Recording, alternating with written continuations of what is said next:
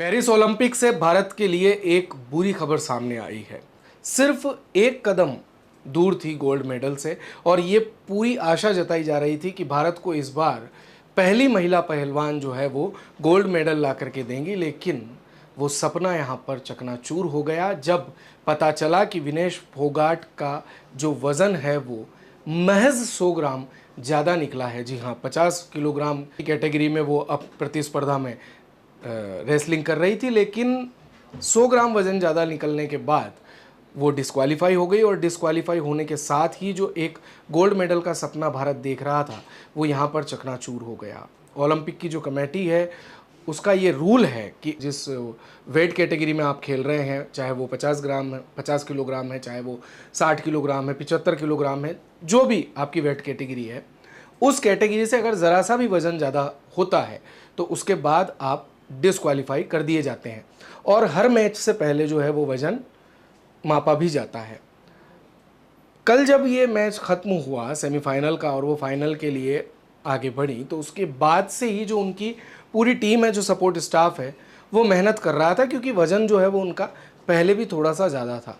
तो जितने भी प्रयास हैं वो सब किए जा रहे थे कि वज़न जो है वो वापस 50 किलोग्राम कैटेगरी में लेकर के आया जा सके, लेकिन वो नहीं हो सका। और आज मैच से पहले जब उनका वज़न किया गया तो उनका वज़न 50 किलोग्राम से महज 100 ग्राम ऊपर निकला और उसके बाद उन्हें डिस्क्वालीफाई कर दिया गया।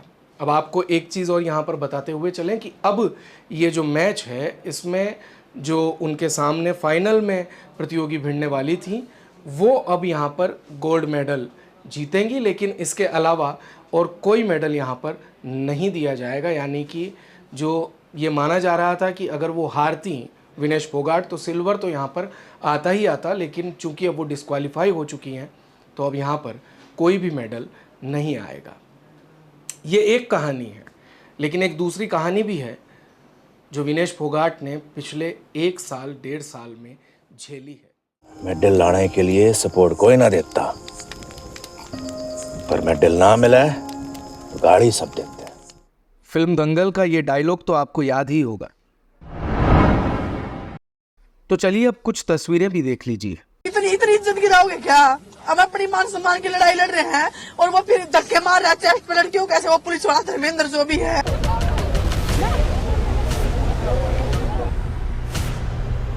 पहलवान विनेश फोगाट जब दिल्ली पुलिस से जूझती नजर आ रही है खुद को खाकी वर्दी वालों के चक्रव्यूह से निकालने के लिए।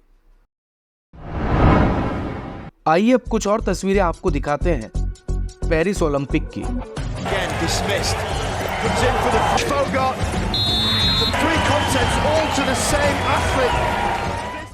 अपने पहले मैच यानी प्री क्वार्टर फाइनल में 4 बार की विश्व चैंपियन और टोक्यो ओलंपिक में स्वर्ण पदक विजेता रही सुसाकी को हराने के बाद विनेश की यह सफलता और भी खास हो गई। मुकाबले में आखिरी 15 सेकंड से पहले सुसाकी के पास 2-0 की बढ़त थी, लेकिन बात थी जिद की, बात अपने हक की और सम्मान को पाने की। और शायद इसीलिए विनेश ने अंतिम क्षण में वो कर दिखाया जिसकी कल्पना भी कोई नहीं कर सकता। अपना तीसरा ओलंपिक खेल रही विनेश ने अपने अनुभव का पूरा इस्तेमाल कर आखिरी 15 सेकंड में जापान की चैंपियन पहलवान को टेक डाउन करके 2 अंक हासिल किए और विश्व विजेता को रौंदकर सेमीफाइनल की तरफ बढ़ गई। आज इस जीत के साथ हर कोई सुर मिला रहा है, लेकिन करीब 1 साल पहले तक अपने हक की आवाज़ उठाने वाले ये पहलवान देश की सियासत के सबसे बड़े दुश्मन थे। करीब 1 साल पहले दिल्ली की सड़कों पर भारत के 2 ओलंपिक मेडलिस्ट न्याय के लिए गुहार लगा रहे थे। वो दोनों मेडलिस्ट थे साक्षी मलिक और बजरंग पूनिया, लेकिन इनके साथ कई लोगों की गुहार में एक चीख विनेश फोगाट की भी थी। वही विनेश फोगाट जिसने मंगलवार की 6 अगस्त को एक ऐतिहासिक तारीख बना दिया और बन गई ओलंपिक कुश्ती के फाइनल में पहुंचने वाली पहली भारतीय महिला।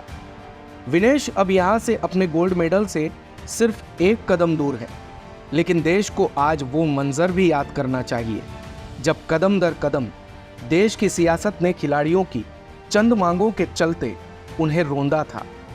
देश का एक बड़ा वर्ग और विशेषकर खिलाड़ी हमेशा एक मांग उठाते हुए देखे जाते हैं कि सियासत से खेल को और खेल को सियासत से कोसों दूर रखा जाना चाहिए। लेकिन सियासत तब भी बेशर्म थी और माननीय सांसद कंगना रनौत के इस ताज़ा ट्वीट के बाद तो लगता है जैसे आज भी कोई लाज नहीं बची है। क्यूबा की यूसनेलिसिस गुजमैन को 5-0 से हराकर पेरिस ओलंपिक के महिला कुश्ती में गोल्ड मेडल जीतने की ओर आगे बढ़ चुकी विनेश की इस चमक को पूरा विश्व देख रहा है। लेकिन एक समय देश को गौरवान्वित महसूस करवाने वाली इस बेटी के साथ अपने ही देश में कुछ ऐसा भी हुआ था कि दिल्ली पुलिस से अपने हक के लिए पड़ गया था भिड़ना। 18 जनवरी 2023 भारतीय कुश्ती संघ के पूर्व अध्यक्ष और बीजेपी से सांसद रहे बृजभूषण शरण सिंह के खिलाफ मोर्चा खोलने वाले 2 ओलंपिक मेडलिस्ट के साथ तीसरा बड़ा नाम किसी का था तो वो था विनेश फोगाट। बृजभूषण पर यौन शोषण के आरोप, तत्कालीन खेल मंत्री का पहलवानों को भरोसा देना, मामले की जांच के लिए कमेटी का गठन और फिर 5 सदस्यीय निरीक्षण समिति का बनाया जाना। उस वक्त चाहे जंतर मंतर पर धरना प्रदर्शन हो या एफआईआर का दर्ज नहीं होना, यह तथ्य सभी को याद है।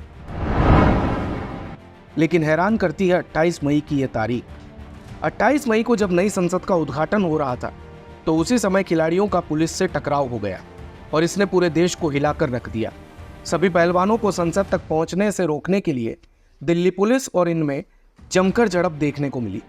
धरने पर बैठे सभी पहलवान संसद की ओर बढ़ रहे थे, लेकिन तब पुलिस ने उन्हें रोक लिया।